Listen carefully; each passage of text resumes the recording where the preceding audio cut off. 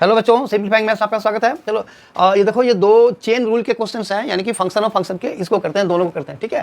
तो y is equal to, इसमें y नहीं दिया हुआ है तो फाइंड द डेरिवेटिव, तो या तो इसमें d बाई डी एक्स लगाओ हर जगह, और नहीं तो उससे बेटर है कि y मान लो और फिर d बाई डी एक्स लिखते रहो। So y is equal to sine of m sine inverse root x।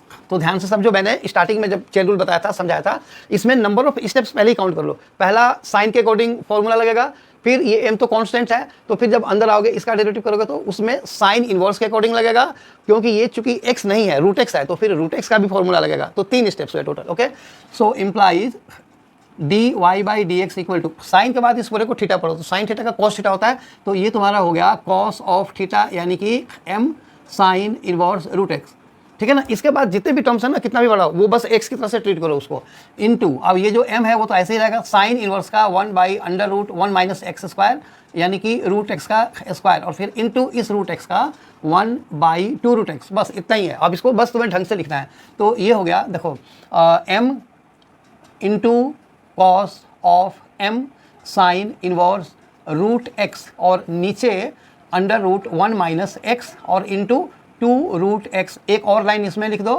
m into cos of sine inverse root x, नीचे ये वाला जो 2 है वो आज दोनों में पावर सेम है, तो ये एक बार लिख करके इसको मल्टीप्लाई कर दो, तो x माइनस एक्स स्क्वायर, ठीक है। ये हमारा d y by d x का आंसर हो गया, फर्स्ट वाला पार्ट। ओके, चलो अब सेकेंड वाला पार्ट करते हैं। ये देखो, y is equal to e to the power sine inverse x और इसका whole cube. So this implies d y by d x equal to, पहले e टू द पावर, ये जो, अब इसको x to the power n वाला मत लगा देना, ये एक्सपोनेंशियल फंक्शन है, और वो जो x पावर n है या x क्यूब है वो अलजेब्रिक है, ठीक है ना।